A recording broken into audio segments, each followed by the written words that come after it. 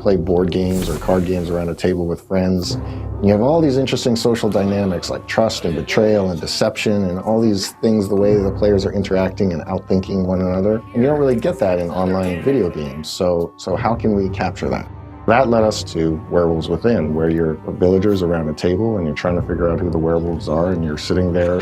It's like playing a card game, but in a way that was never possible before VR. Werewolves Within is set in the village of Galveston, and Galveston has a bit of a problem. It is infested with werewolves.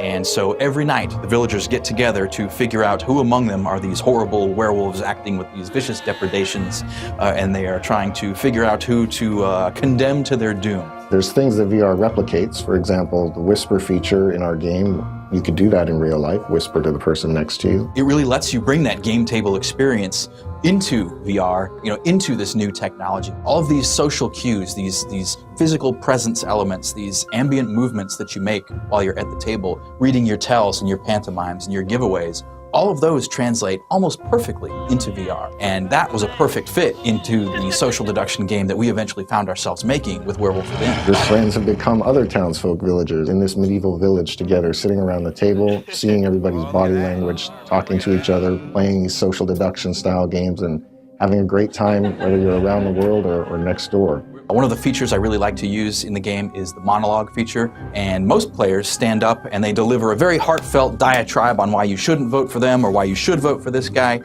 Usually I like to use it just to shut everyone up, and I'll cross my arms standing up silently and just shake my head in disapproval.